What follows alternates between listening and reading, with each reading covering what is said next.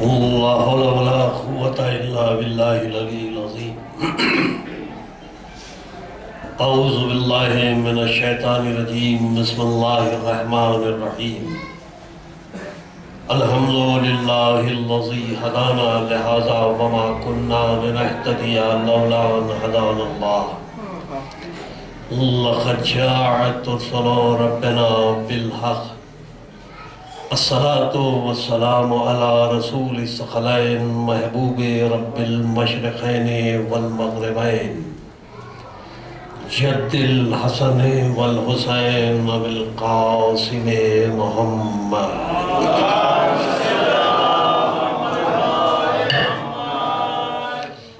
اہل بیتہ الطیبین الطاہرین المعصومین المظلومین ولعنۃ اللہ علی اعدائہم وقتلتہم اجمعین من یومنا ھذا الی یوم الدین.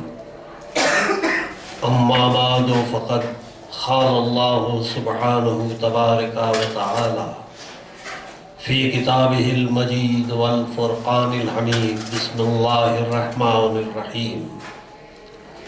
فآمنوا باللہ ورسولہ والنور الذی انزل واللہ بما تعملون خبیر. صلوات پڑھیں.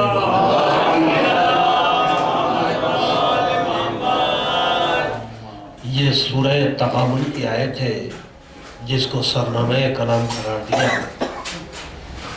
اس آیت وافی ہدایہ کا جو ظاہری ترجمہ ہے اللہ پر اور اس کے رسول پر اور اس نور پر ایمان لاؤ جس کو ہم نے نازل کیا ہے، اور اللہ تمہارے اعمال سے واقف ہے. جہاں امر کے صیغے کے ساتھ خداوند عالم ان تینوں چیزوں پر ایمان لانے کا حکم دے رہا ہے، تو ایمان لانے کے لیے دل سے بھی ایمان لانا ہے اور دماغ سے بھی. جیسا کہ آپ جانتے ہیں کہ جاننا اور ہے، ماننا اور ہے. یعنی صرف جاننے سے ایمان حاصل نہیں ہوتا، ماننا بھی پڑتا ہے. تو جہاں دل اور دماغ یعنی عقل دونوں متفق ہو کر خدا کی وحدانیت پر، رسول کی رسالت پر اور آپ کے اور میرے مولا امیر المومنین علی بن ابی طالب علیہ السلام کی ولایت کو مانے تب ایمان مکمل ہوتا ہے.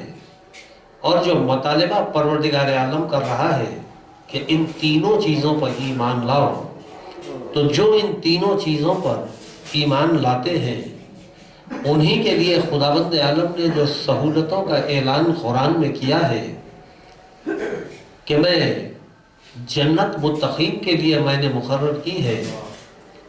تو یہ وہ متقین ہیں جنہوں نے تینوں شہادتوں پر عمل کیا. یعنی دین خدا کی طرف سے آیا، پیغمبر نے پہنچایا، ہمارے ائمہ نے جس کی حفاظت کی اور آج تک پردہ غیبت میں رہتے ہوئے حفاظت کر رہے ہیں. جو اس پر ایمان لاتے ہیں ان کے لیے جنت کا اعلان کیا ہے. ورنہ اگر آپ غور کریں تو متقی کے معنی اگر آپ لغت سے لیں یا صرف و نحو سے لیں یا کسی اور طریقے سے لیں تو ظاہری عبادت کرنے والوں کا اس میں شمار کیا جاتا ہے. یعنی جس کے پاس تقویٰ ہو، یعنی اللہ سے قربت ہو، رسول سے قربت ہو. یہاں قربتیں ختم ہو جاتی ہیں جبکہ مطالبہ تینوں طرح سے ہے. یعنی رسالت کے ساتھ اگر کسی نے امامت کا اقرار نہیں کیا تو اس نے وہ شرط کو پورا ہی نہیں کیا جس کا مطالبہ خداوند عالم ہم سے کر رہا ہے. تو اب آپ غور کریں کہ جس نے ان تینوں شرائط کو پورا کر دیا تو آپ کو سورہ بقرہ کی 40ویں آیت میں ایک آیت ملتی ہے جس میں خداوند عالم یہ ارشاد فرماتا ہے کہ تم اپنے وعدے کو پورا کرو، تم اپنے عہد کو پورا کرو تو میں اپنے عہد کو پورا کروں گا. تو آپ کائنات کے کسی بڑے سے بڑے مفکر کے سامنے اس آیت کو رکھ دیں اور اس سے خواہش کریں کہ بتاؤ اس کا مطلب کیا ہے، کہ اللہ نے ہم سے کیا عہد کیا ہے اور ہم نے اللہ سے کیا عہد کیا ہے۔ تو اب یہاں پتہ چلتا ہے ایک شخص آیا آپ کے اور ہمارے چھٹے امام جعفر صادق علیہ السلام کے پاس،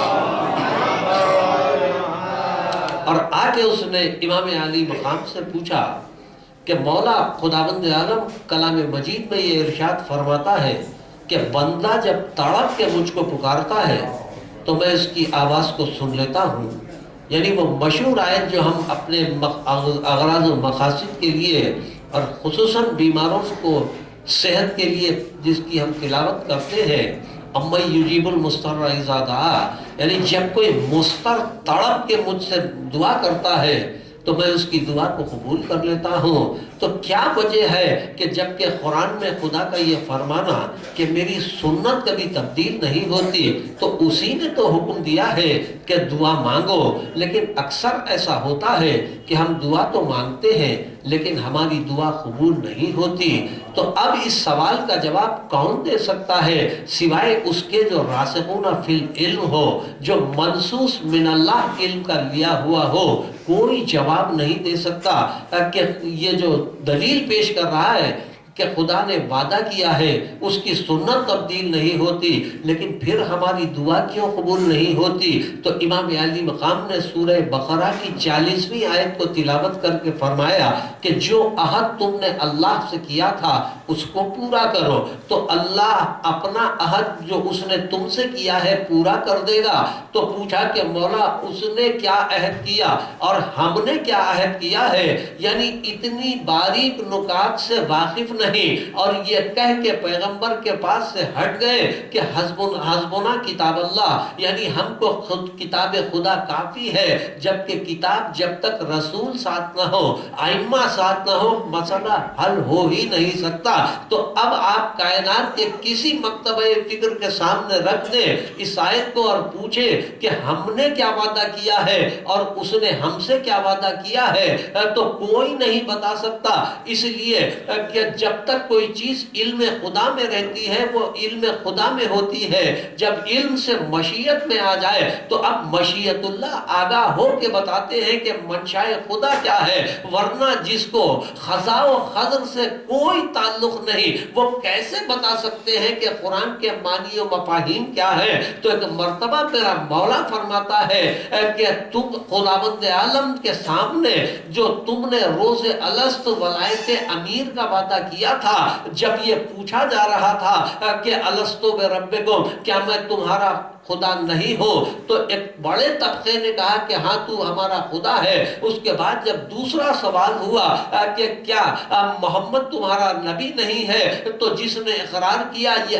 الگ زمرے بن رہے ہیں۔ اس کے بعد جب ولائے امیر المومنین علی ابن ابی طالب علیہ السلام کا سوال ہوا، صلوات پڑھ دیں محمد و آل محمد پر، جب سوال ہوا کہ کیا علی پیغمبر کا وصی اور ولی خدا نہیں ہے، تو جس نے اس کا اقرار کیا ہے میں نے اسی کے لیے نعمتیں مقرر کی ہے۔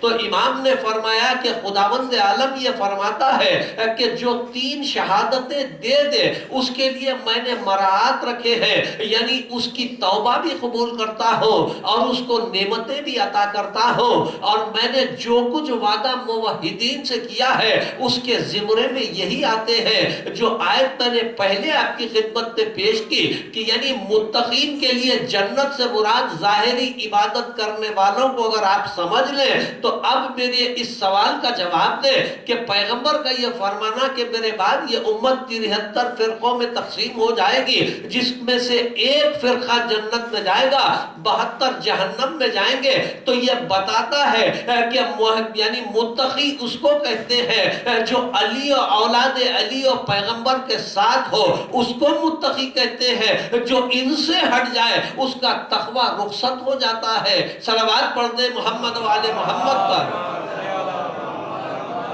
یہ اور بات ہے کہ خدا نے وعدہ کیا ہے، یعنی کسی کی نیکی رائگاں نہیں کرتا، کسی کو محروم نہیں کرتا۔ تو اس بنیاد پر یعنی وہ جنہوں نے ولایت کا اقرار نہیں کیا ہے ان کو دنیا میں نعمتیں عطا کر دیتا ہے، اور وہ جنہوں نے ولایت علی کو قبول کیا ہے یہ اس کا کرم ہے کہ جہاں وہ دنیا میں رحمان ہے اور عاقبت میں رحیم ہے، تو دونوں مقامات پر یعنی یہاں بھی رحم سے پیش آتا ہے اور وہاں رحم جو ان معنوں میں ہے کہ وہاں کرم کے ساتھ پیش آئے گا، اس لیے کہ اگر اس کا کرم شامل حال نہ ہو تو انبیاء نفسا نفسی جس محشر کے میدان میں کریں تو ہمارا شمار کس زمرے میں ہوتا ہے؟ بھروسہ یہی ہوتا ہے کہ جس کے دامن سے متمسک ہے یہی ہم کو جنت تک لے جائیں گے۔ دلیل میں حدیث پیغمبر موجود ہے کہ میں نے تم میں دو گراں قدر چیزیں چھوڑی ہے، ایک قرآن ہے، دوسرے میرے اہل بیت ہے، تم جب تک ان سے متمسک رہو گے یہ تم کو حوض کوثر تک لائیں گے۔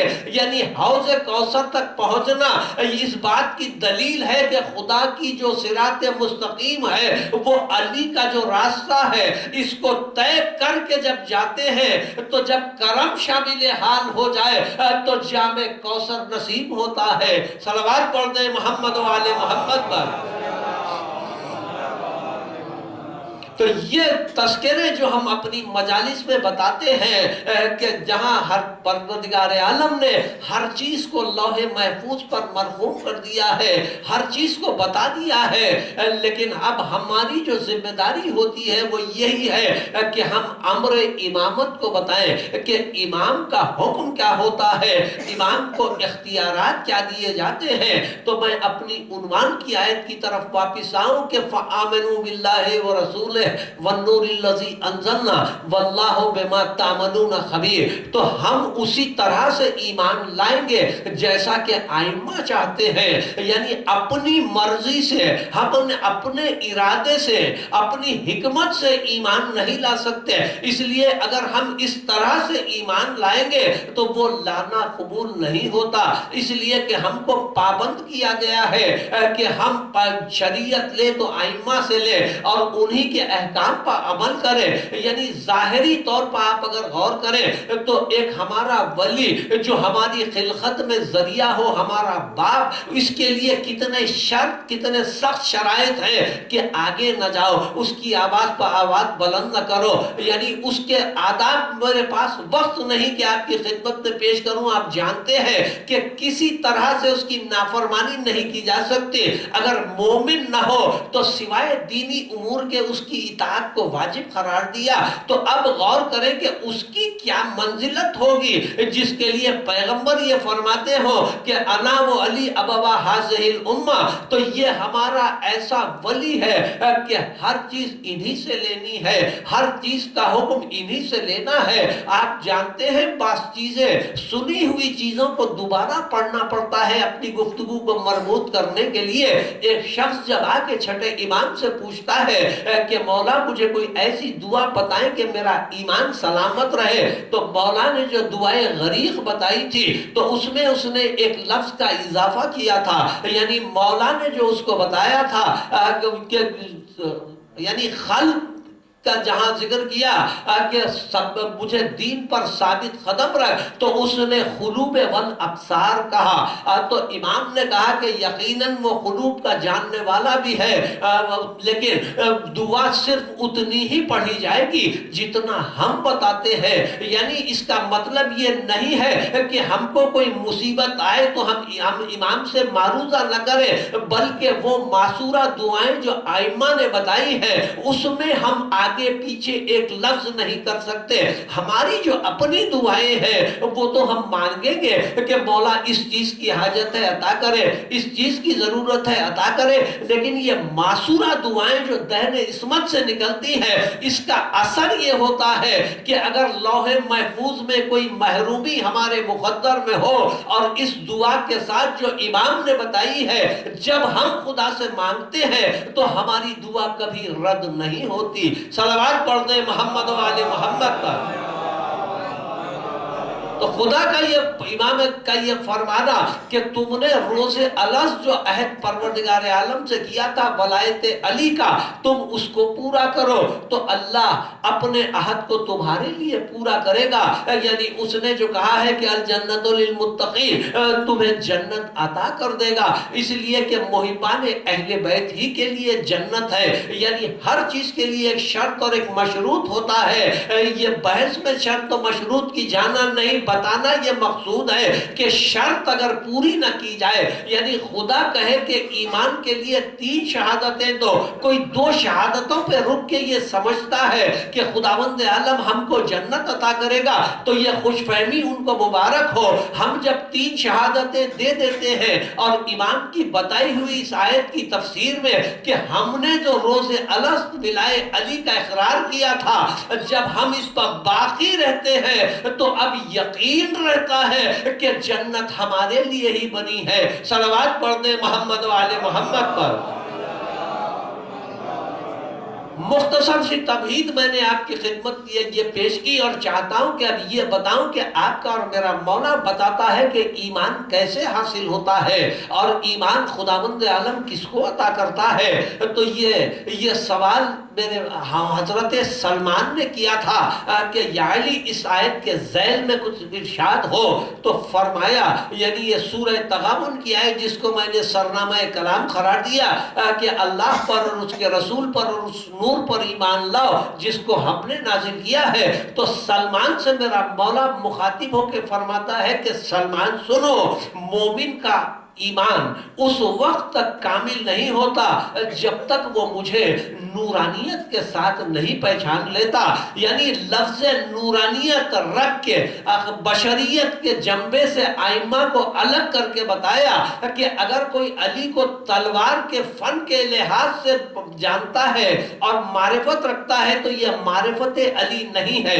کوئی اگر سخاوت کے عنوان پر علی کو مانتا ہے تو اس کا ماننا نہیں ہے۔ کوئی صبر اور خیانت میں علی کی تعریف کرتا ہے تو اس کی تعریف نہیں ہوتی۔ یعنی علی کی تعریف اسی میں ہے کہ وہ عبد ہے اور خدا اس کا خالق ہے، اور یہ وہ بندہ ہے جس کے بنانے کے بعد خدا فخر کر کے یہ کہے کہ فَتَبَارَكَ اللَّهُ أَحْسَنُ الْخَالِقِينَ۔ صلوات پڑھ دے محمد و آل محمد کا۔ تو ان کو نورانیت کے ساتھ پہچاننا ہے، بشریت کی طرح نہیں کہ جیسے میں کب پیدا ہوا، یعنی ایک مثال کو واپس پلٹا دوں دوسری طرف کسی اہم آدمی کے لیے جو کہا جاتا ہے کہ فلاں دن پیدا ہوئے، فلاں دن دنیا سے گزرے، اتنے بچے چھوڑے، اتنی عمارتیں، اتنی موٹریں، اتنا بینک بیلنس، یہ عام انسان کی معرفت ہوتی ہے۔ علی کی معرفت یہ نہیں ہوتی، بلکہ علی کی معرفت نورانیہ ہوتی ہے، جس کا تعارف پیغمبر اس طرح سے کراتے ہیں کہ انا و علی من نور واحد، یعنی میں اور علی ایک نور سے ہیں۔ پھر پیغمبر کا یہ فرمانا کہ اللہ نے اول ما خلق اللہ النوری، سب سے پہلے اللہ نے ہمارے نور کو خلق کیا، تو یہ نو الگ ہے اور اربع عناصر کی نو الگ ہے۔ تو جب تک نورانیت کے ساتھ علی کو نہ پہچانے، آپ نے پہچاننے کا حق ادا ہی نہیں کیا۔ صلوات پڑھ دے محمد و آل محمد پر۔ اور اہل بیت کی معرفت یہ ہر کسی کا خاصہ نہیں ہے، ورنہ 1400 سال سے بلکہ عالم ایجاد سے آج تک مختلف علوم کتابوں میں جو فضائل محمد و آل محمد اغیار کی کتابوں سے آئے ہیں، یعنی توریت، انجیل، زبور اور جتنے صحیفے خدا نے نازل کیے ہیں، اس میں جہاں تذکرہ کیا ہے فضائل اہل بیت علیہ السلام کا، اس کے بعد بھی لوگوں کا ایمان نہ لانا یہ بتاتا ہے کہ جب تک کہ توفیق پروردگار عالم شامل نہ ہو کوئی ایمان نہیں لا سکتا۔ لیکن یہاں اپنے قلب کی بنیادوں پر اپنی ایثار اور قربانی کی وجہ سے درجے ملتے ہیں، اس لیے کہ آپ نے یہ سنا، میں نے ابھی عرض کیا کہ ایک فرقہ جنت میں جائے گا، تو کیا آپ یہ 72 فرقے جو جہنم میں جائیں گے کیا ان میں وہ صفات نہیں ہے جو ایک جنت میں جانے کے طبقے میں ہو؟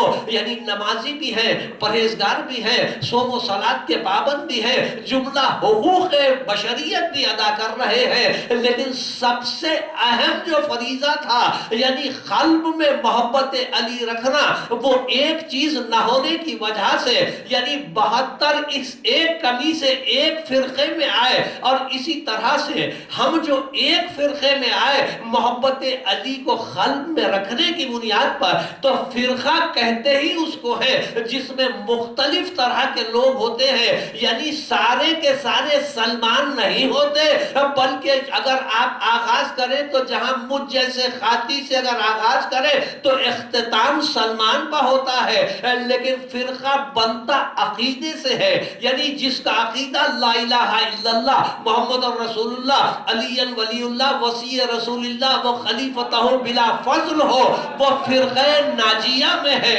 صلوات پڑھ دے محمد وآل محمد پر۔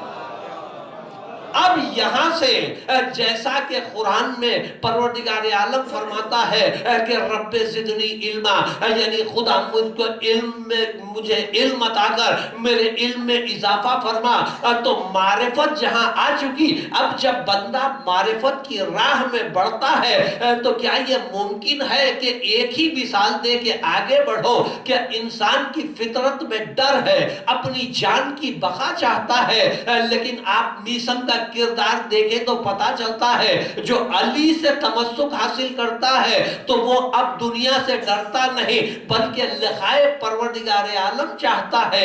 یعنی پورا واقعہ آپ کے ذہن میں ہے۔ میرے مولا نے میسم سے کہا تھا کہ میسم تقیہ کر لو، تو کہا مولا تقیہ نہیں کروں گا، مجھے لقائے پروردگار عالم منظور ہے۔ تو ارشاد فرمایا کہ اس درخت پر سولی دی جائے گی، تو اب یہ ڈرتے نہیں لیکن چاہتے ہیں کہ وہ شجر باریاب رہے، تو اس کو پانی دے کے بتاتے ہیں کہ جہاں لوگ خطرے کے مقام سے بھاگتے ہیں، علی کا چاہنے والا پانی دے کے بتاتا ہے کہ موت سے نہیں ڈرتے علی کے چاہنے والے۔ صلوات پڑھ دیں محمد وآل محمد پر۔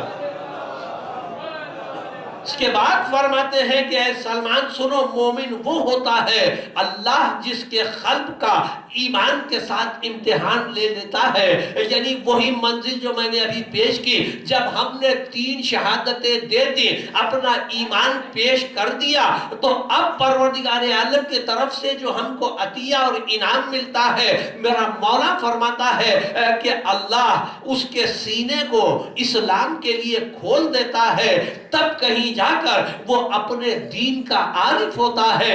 تو اب سمجھ میں آیا کہ محبت علی جب قلب میں آتی ہے تو خداوند عالم اب دین کے سمجھنے کے راستے کھولتا ہے، یعنی کمال محبت علی یہی ہے کہ جہاں یہ آ جائے وہاں کامیابیاں ہی کامیابیاں ہیں۔ صلوات پڑھ دے محمد والے محمد پر۔ اس کے بعد فرماتے ہیں کہ اے سلمان جو ان چیزوں سے خاسر رہا وہ شک کرنے والا ہے، اور شک کرنے والا شبہات شیطانیہ میں گرفتار ہے۔ تو پتا چلا کہ شیطان ہمارے قریب کیوں نہیں آتا؟ قرآن میں آیتیں موجود ہے کہ اس کا خود یہ کہہ کے ہٹنا کہ میں مخلصین کو نہیں بہکا سکتا، یعنی جس کے قلب میں علی ہو یہاں اس کا گزر نہیں ہوتا، اس لیے کہ جہاں طہارت ہی طہارت ہو تو وہاں سے نجاست دور ہو جاتی ہے۔ تو جس کے قلب میں علی کی محبت ہو اب یہ قریب نہیں آتا، تو لوگ سوال کرتے ہیں کہ یہ کیسا علی کا چاہنے والا ہے کہ خیانت بھی کرتا ہے، لوگوں پر ظلم بھی کرتا ہے، جھوٹ بھی بولتا ہے، عبادتوں میں کوتاہی بھی کرتا ہے۔ تو میرے پاس اس وقت نہیں کہ ان تمام چیزوں کو حل کروں، مختصر یہ سن لے کہ ہمارا قلب فاضل طینت سے ہے، اور ہمارے خمیر میں ولایت کا پانی ہے، اور ہم کو جس خمیر سے بنایا یعنی ہماری جو طینت ہے جس مٹی سے بنایا ہے اس کے کچھ لوازمات ہیں، یعنی انسان کے جو گناہ اعضاء و جوارح سے ظاہر ہوتے ہیں، اس کے لیے خداوند عالم نے توبہ رکھی ہے، یعنی جو گناہ فطرت میں ہو توبہ کر لے معاف کر دیتا ہوں لیکن وہ گناہ کبھی معاف نہیں کرتا جو قلب سے ہو۔ چھٹے امام فرماتے ہیں کہ ہمارا چاہنے والا ارے کبھی قلب کا گناہ نہیں کرتا، یعنی فضیلت کے کیسے سے کیسا گوشہ سنائے، کبھی یہ نہیں کہے گا کہ یہ کیسا ہے، یہ کیوں ہے، یہ کیسا ہے، قبول کر کے بتاتا ہے کہ فاضل طینت کا قلب ہے، بلکہ یوں جواب ملتا ہے، یہ جواب دیتا ہے کہ زدنی بیانہ، یعنی کچھ اور بیان کرو، اس لیے کہ فضائل اس کے ہیں، اگر ختم ہو جائے تو فضائل علی نہیں کہلاتے۔ صلوات پڑھ دیں محمد والے محمد پر۔ شیطان بہکاتا وہی ہے، عقیدے سے بہکاتا ہے، جہاں عقیدہ مستحکم ہو تو عمل میں بے راہ و روی پیدا کرتا ہے، اور جہاں عقیدے کو فاسد کر دیتا ہے تو اب عمل میں دخل نہیں دیتا، یعنی اطمینان سے عمل کرتے رہیں، جانتا ہے کہ عمل کوئی فائدہ دینے والا نہیں ہے، آتا اسی کو بہکانے کے لیے ہے جس کی نماز حقیقت میں نماز ہوتی ہے، جس کا روزہ حقیقت میں روزہ ہوتا ہے، یعنی میری مراد جس کے روزے نماز جملہ عبادات میں علی شامل نہ ہو وہ عبادت نہیں ہے۔ صلوات پڑھ دے محمد والے محمد پر۔ نعرہ حیدری، حیدری، حیدری، صلوات بآواز بلند، اللہم صلی اللہ۔ اس جملے کے بعد میرا مولا ارشاد فرماتا ہے کہ اے سلمان جو ان چیزوں سے خاسر رہا وہ شک کرنے والا ہے، اور شک کرنے والا شبہات شیطانیہ میں گرفتار ہوتا ہے۔ اب اس کے بعد ایک ایسی منزل میرے مولا نے بتائی، اس کے سمجھنے کے لیے عارفین کی ضرورت ہوتی ہے، ہر کسی کی قلب نہیں کہ اس کا تحمل کر سکے، اس کو سمجھ سکے، کیونکہ میں ان حضرات کے سامنے پڑھ رہا ہوں جو معرفت نورانیہ سے ایک درجہ قربت رکھتے ہیں۔ تو میرا مولا ارشاد فرماتا ہے کہ سلمان سنو کہ نورانیت کے ساتھ میری معرفت اللہ کی معرفت ہے، یعنی تم جہاں میری آخری حد تک تم اپنے معیار سے جا سکتے ہو تو وہاں تمہارا یہ اقرار ہوتا ہے کہ یہ بندے جب ایسے ہیں تو ان کا خالق کیسا ہوگا۔ تو یہ جو فرمایا کہ نورانیت کے ساتھ میری معرفت اللہ کی معرفت ہے، لیکن اب اس کے بعد لفظ کو بدلا اور بدل کے فرماتے ہیں کہ اللہ کی معرفت میری معرفت ہے۔ یہ کہہ کے جب دیکھا کہ سلمان متحیر ہے تو فرمایا کہ یہی تو دین خالص ہے۔ صلوات پڑھ دیں محمد والے محمد پر۔ یعنی یہ دونوں ایک دوسرے سے جدا نہیں، جو فرق ہے عرض کر چکا کہ یہ بندے ہیں وہ معبود ہیں، لیکن نہ یہ سمجھ میں آ سکتا ہے نہ وہ سمجھ میں آتا ہے، یعنی جتنا معرفت میں آپ آگے بڑھیں گے حجابات ہٹتے جاتے ہیں۔ اس کے بعد فرماتے ہیں کہ اے سلمان اللہ نے مجھے اپنی خلق پر امین قرار دیا ہے، یہ امانت اگر آپ جاننا چاہتے ہو تو صرف میرے مولا کا ایک جملہ کافی ہے، یعنی جس کے صفات کو لوگ الہی صفات سمجھ کے اس کو خالق کائنات سمجھے، اس کا مسجد کوفہ میں یہ کہنا کہ رب کعبہ کی قسم آج علی کامیاب ہو گیا، اسی کو امین کہتے ہیں، جو بتا رہا ہے دیکھو ارے عبد اور معبود کے درمیان فرق کیا ہے۔ صلوات پڑھ دیں محمد والے محمد پر۔ اس کے بعد فرماتے ہیں کہ اللہ نے مجھے اپنے بندوں پر خلیفہ گردانا ہے، اللہ نے مجھے وہ چیزیں عطا کی ہے جس کا وصف کرنے والے وصف نہیں کر سکتے، نہ عارفین جان سکتے ہیں۔ یعنی یہ بتا دیا، میں نے جو تمہید میں جملے آپ کی خدمت میں عرض کیے کہ اگر آپ کی سمجھ میں علی مکمل آ جائے تو آپ کی عقل کی مخلوق ہو جائے۔ علی آپ کی عقل کی مخلوق نہیں، بلکہ علی کے کچھ فضائل فضائل عقل میں آ جائے تو یہ جو نکرہ سے عقل پہ آتی ہے یہ فضائل علی کی وجہ ہے۔ ورنہ جب مولا سے سوال کیا تھا کہ مولا معاویہ کے پاس جو عقل ہے کیا اس کو عقل نہیں کہتے، تو مولا نے فرمایا تھا کہ عقل اس کو کہتے ہیں جو اپنے ہادی کا انتخاب کرے، یعنی جس نے ہم کو اپنا امام مانا اسی کے پاس عقل ہے۔ اس کو نکرہ کہتے ہیں، یعنی یہ عقل سے مشابہ ایک چیز ہے، اس کو عقل نہیں کہتے۔ صلوات پڑھ دیں محمد و آل محمد پر۔ اس کے بعد آخری جملے عرض کر رہا ہوں، فرمایا اے سلمان جب تم نے اس طرح مجھے پہچانا تب تم مومن ہوئے۔ تو ہم اسی طرح سے جو امام عالی مقام کا ارشاد ہے ہم معرفت نورانیہ کو حاصل کرنے کی کوشش کرتے ہیں۔ آج ہم جن ایام سے گزر رہے ہیں یہ چہلم کے خرید کے دن ہے۔ آپ نے چہلم کا مرثیہ سماعت فرمایا، واپسی اہل بیت علیہ السلام کا تذکرہ سماعت فرمایا، تو میں اثناء راہ شام کا ایک واقعہ چاہتا ہوں آپ کی خدمت میں پیش کروں۔ صحابی رسول سہل سعدی بیان کرتے ہیں، یہ واقعہ ابو مخنف میں بھی آپ کو ملے گا، یہ واقعہ آپ کو ریاض القدس میں ملے گا، کئی مقاتل میں یہ واقعہ ہے کہ یہ اور ان کا ایک نصرانی دوست ایک مرتبہ جب شام میں داخل ہوئے تو دیکھا کہ بازاروں میں رونق ہے، لوگ نیا لباس پہنے ہوئے ہیں اور آرائشیں کی جا رہی ہیں، ایسے معلوم ہوتا ہے جیسے کوئی عید کا دن منایا جا رہا ہے۔ تو ایک مرتبہ سہل نے آگے بڑھ کے مجمع میں اتر کے پوچھا کہ کوئی مجھے جانتا ہے یا نہ جانتا ہو تو سن لے، میں صحابی رسول سہل سعدی ہوں، میں یہ جاننا چاہتا ہوں کہ آج یہ کون سا عید کا دن منایا جا رہا ہے۔ پیغمبر کے زمانے میں میں نے کبھی اس دن کوئی عید نہیں کی ہے۔ تو مجمع میں سے ایک شخص نکلا اور اس نے سہل کا ہاتھ پکڑا اور سہل کو لے کے راستے کے کنارے ہٹے اور ہٹ کے کہا سہل ہم برباد ہو گئے، ارے ہم لٹ گئے۔ تو کہا جلدی بیان کرو کیا معاملہ ہے؟ تو کہا سہل حسین قتل کر دیے گئے، ارے یہ بیویاں بے مخلا چادر ارے شام میں لائی گئی ہے۔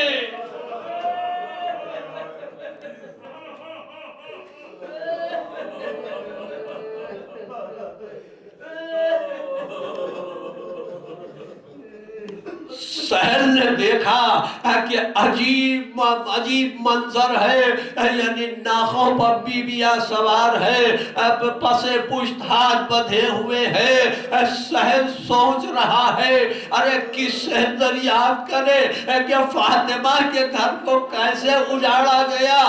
تو دیکھا کہ ایک اونٹ پر ایک چھوٹی سی بچی بیٹھی ہوئی ہے۔ تو ایک مرتبہ ناخے کے قریب آ کے کہتا ہے کہ شہزادی مجھے سہل سعدی کہتے ہیں، میں رسول کا صحابی ہوں اور میں چاہتا ہوں کہ سنوں کہ فاطمہ کے گھر پر کیا گزری۔ تو ایک مرتبہ سکینہ نے کہا کہ سہل ہمارا گھر اجڑ گیا، میرے بابا قتل ہوئے۔ شہزادی نے پورے واقعات سنانا شروع کیے۔ جب واقعات سنا چکی تو سہل روتے روتے جب بیٹھ گیا، اب کچھ دیر کے بعد جب اس کو حواس قابو میں ہوئے تو اٹھا اور کہتا ہے کہ بی بی میرے ایک سوال کا آخری جواب دے دو۔ تو کہا سہل بیان کرو، پوچھو کیا پوچھتے ہو۔ تو کہا کہ بی بی میں دیکھ رہا ہوں کہ تمہارا جھوٹ کبھی سامنے ہوتا ہے سنبھل کے پیچھے آتی ہو، کبھی پیچھے سے سامنے آتی ہو، اس کا سبب کیا ہے؟ تو کہا سہل ارے تو نے میرا سر دیکھا، میرے پاؤں نہیں دیکھے، میرے پاؤں ارے اونٹ کے پیٹ کے نیچے بندھے ہیں۔ جب اونٹ حرکت کرتا ہے تو میں کبھی آگے کبھی پیچھے۔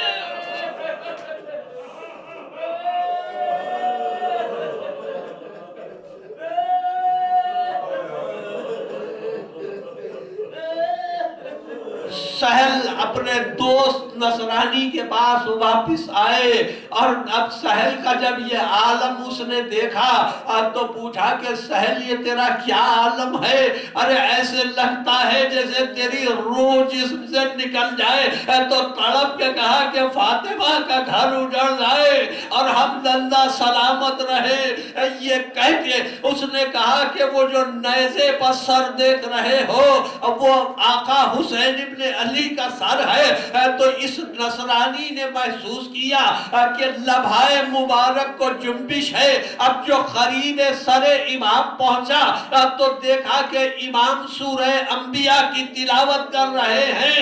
تو ایک مرتبہ کہتا ہے کہ سہل اس سے بہتر کوئی نہیں ہو سکتا جو نیزے پر قرآن پڑھ رہا ہو۔ میں چاہتا ہوں کہ مذہب حقہ قبول کر لو۔ امام زین العابدین علیہ السلام کی خدمت میں لایا اور اپنے آپ کا اقرار کیا کہ مولا میں آپ کے مذہب پر آ گیا ہو، مجھے عقائد حقہ تعلیم کر دے۔ جب عقائد حقہ تعلیم ہو چکے تو ایک مرتبہ وہاں سے ہٹا اور اپنی تلوار کو میان سے نکالا۔ سہل نے پوچھا کیا کر رہے ہو؟ تو کہا سہل تمہیں حیا نہیں آتی؟ ارے حسین کی بہنیں ارے ناکوں پر سوار ہو، ارے کن آنکھوں سے میں یہ منظر دیکھوں؟ ارے زینب ام کلثوم نے جب سنا تو مدینے کا رخ کر کے کہا نانا ایک تازہ مسلمان ہماری بے پردگی پر رو رہا ہے، لیکن ہائے ہمیں قطعا نہ دیا، ہمیں پھرایا جا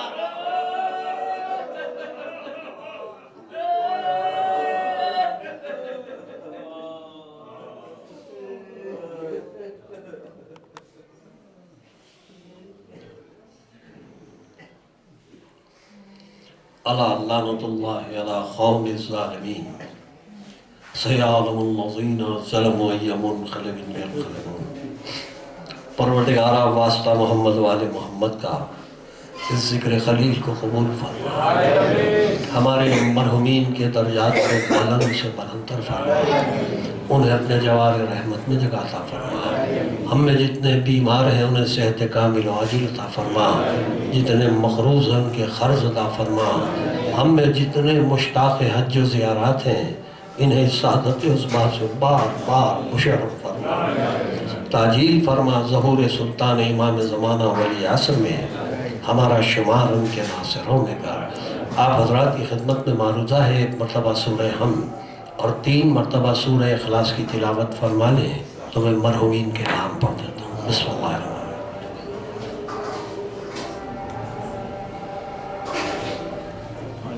بسم اللہ الرحمن الرحیم، بسم اللہ الرحمن الرحیم۔